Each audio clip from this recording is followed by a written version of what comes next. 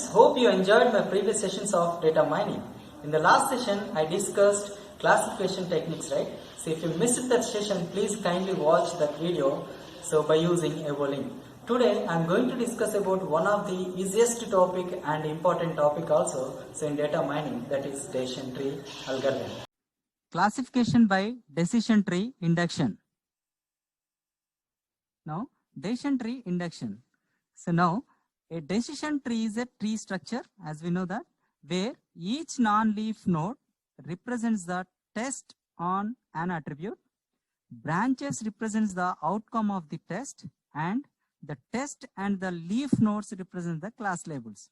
So now see, by using this one graphical representation of the decision tree, you will get the idea about this terminology, that is non-leaf node, leaf node, attribute represents the outcome of the test, and class labels. Clear? So now I want to consider one example, which is related to university students' performance. Some students perform well, so at the same time some students may not perform well, like above 80%, above 65%, and less than 40%. Right? So obviously average. This is the first node in the decision tree. So obviously if it is a tree, so we need to assign left child node and right child node. So now, see, if it is a left or right child nodes, we can have leaf nodes, right? That is S and no. We can call it as attributes. So now what is an attribute? So obviously property of an entity is called attribute. Example, student is one entity. So all ticket number, name, address, these are the properties of an entity. Same way, yes and no is the leaf nodes of left child node, that is willing to join MS. These are the labels, right? So here weight is greater than 80%, greater than 65%, and less than 40%. The decision tree shown in the previous slide, right? So this is the decision tree actually. So now enables the organization to identify the number of students who are going to join a software company. Some decision trees are binary and some decision trees are no binary, right? So now see, is this binary or no binary? So obviously no binary. Binary means just like left child node and right child node. So but in the given decision tree diagram, I given middle, that is willing to join left node and willing to take right node, right? So now that is willing to be a software engineer. Now see, decision trees are mostly used for classification rules. Suppose if you want to get the good knowledge, obviously we need to provide some data. So from the data you will get the knowledge. So based on knowledge you can take the decisions. That's the reason decision trees are mostly used for classification rules for tuples which don't have class labels identifier for them. The class predictions can be made by traversing from node to the leaf node. So now average is the root node. From average root node it goes to willing to join MS. So from that label, so you will get the leaf nodes, that is yes and no. So this is the way the class predictions can be made by traversing from node to the leaf node. Now there are some advantages of decision trees. The first one is they don't require domain knowledge. There are a number of domains are available in the computer survey. So that is the healthcare domain, banking domain, insurance domain. Next one is educational domain, right?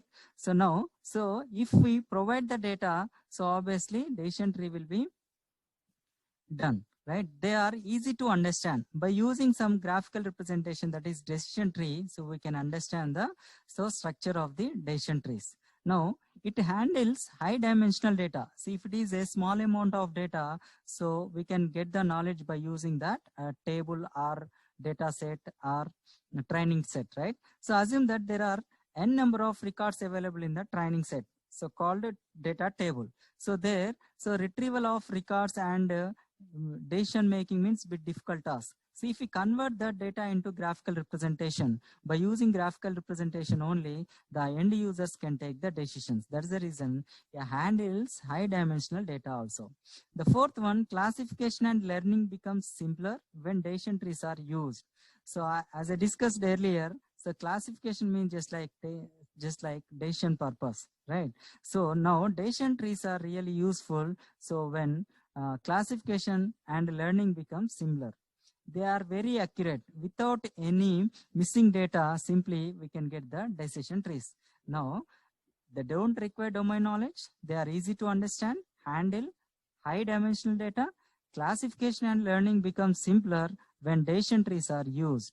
They are very accurate. These are the few advantages of decision tree.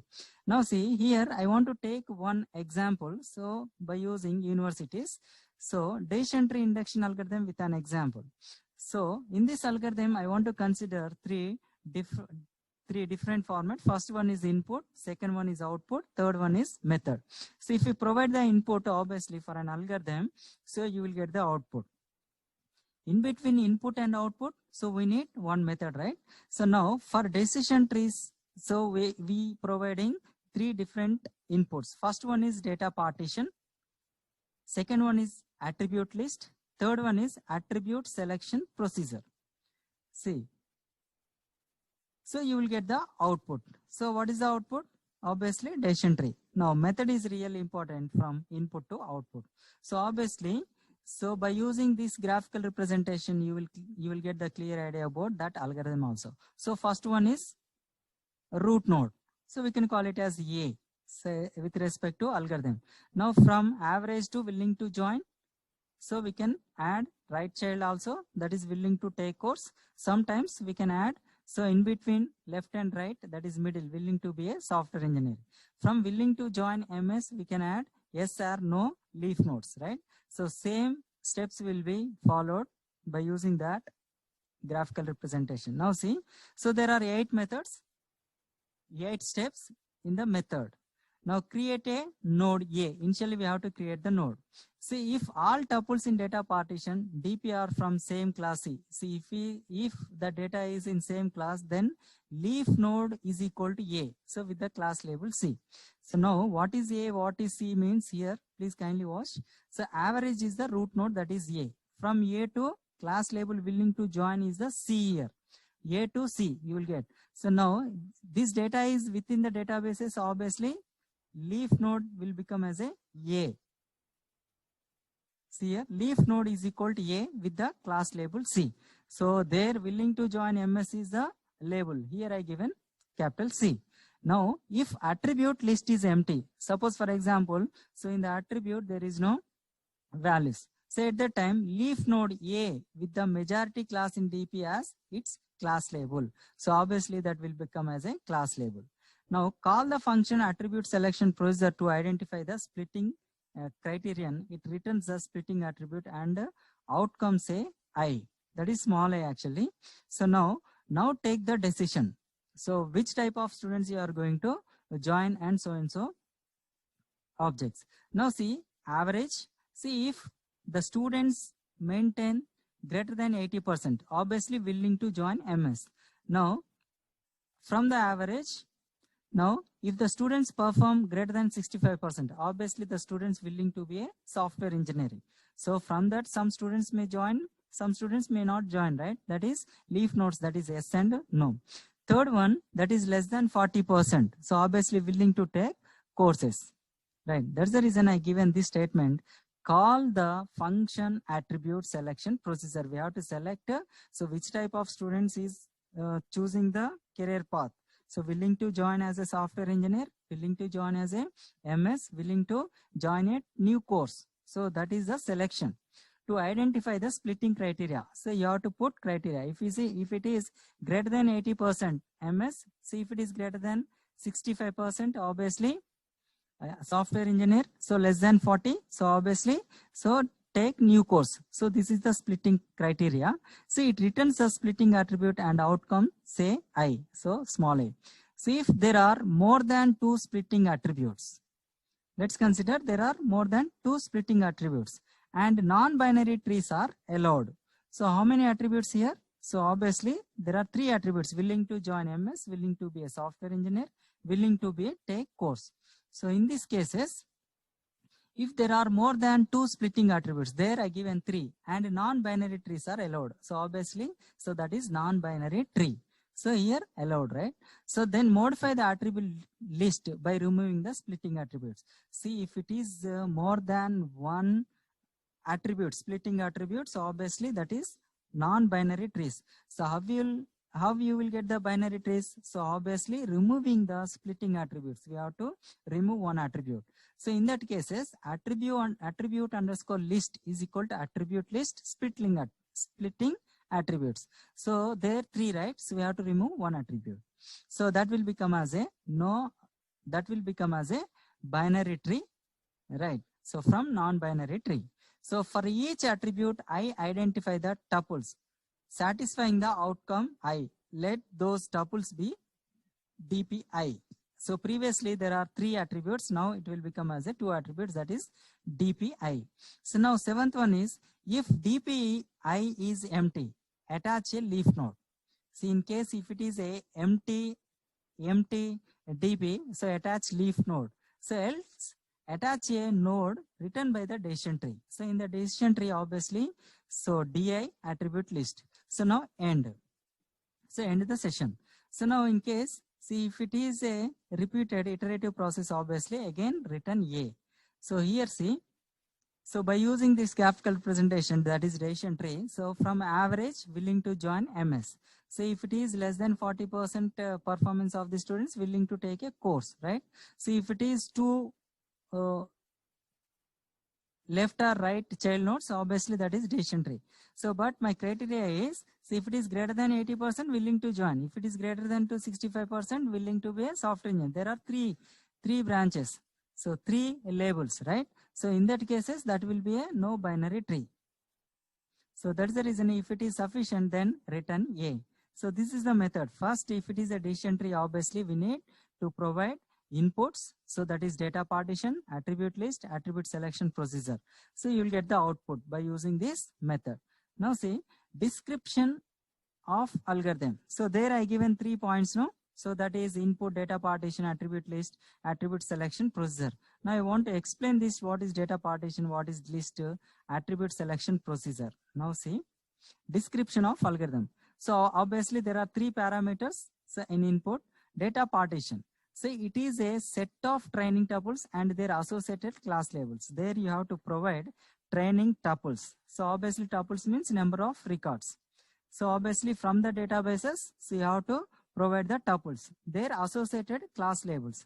So example, so let's consider I have 2 different types of tables. Suppose, so one table I want to retrieve 2 records, from the second table I want to retrieve 2 attributes records, right? So their training tuples and their associated class labels. So that is data partition. Now attribute list, it is a list of candidate attributes. Based on your selection, so you have to provide the attribute list. Attribute selection procedure. This is used to classify the attributes based on associated classes. So as per our concern, just I have a example. So attribute selection procedure. So now, so let's consider I have an employee table and a department table. So I want to know so which employee is working in which department. So obviously department related information is available in the department table. Employee related information is available in the employee table, right? So from the employee table, I want to retrieve employee ID. So in the second, that is department table, I want to retrieve the department name. Obviously we are using two tables, right? 2 different tables and 2 different attributes. So in that cases, attribute selection procedure. So this is the third point. So on their associated classes. Now based on your requirement, just retrieve the attributes list.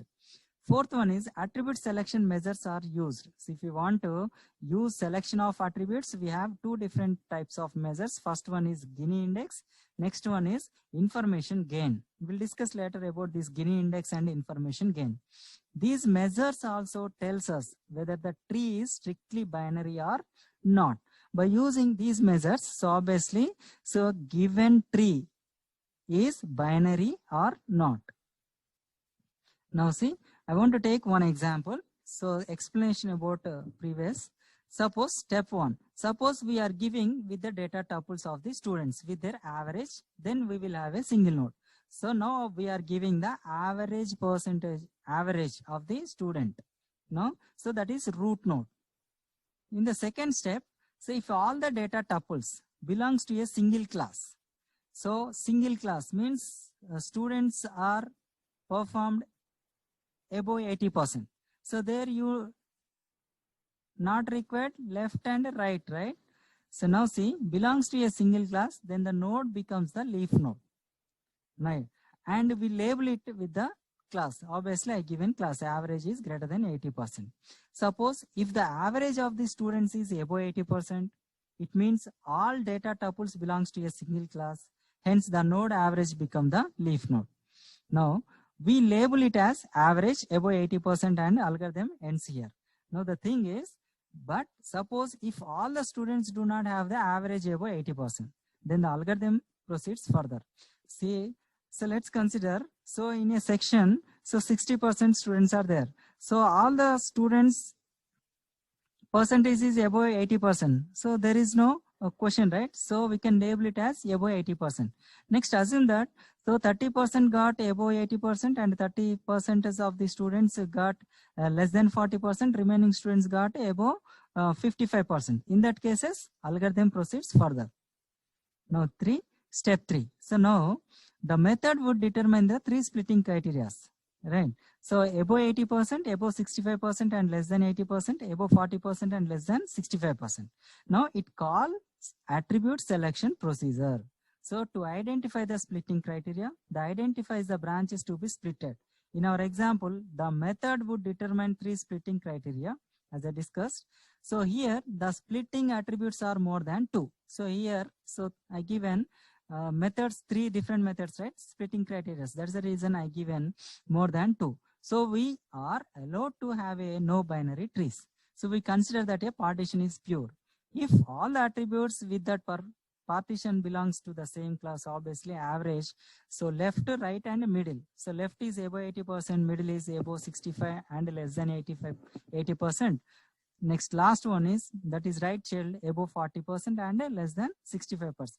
Based on your method splitting criteria, so the algorithm proceeds further. Now, see, the splitting attribute can be done discrete, continuous, discrete value binary trees. So, for example, see if the splitting attributes is a discrete value, then the node is splitting into all the possible values. So, example, you just take fruits is one of the families. So there you can have a number of fruits, right? So apple, banana, grapes, pineapple, so on.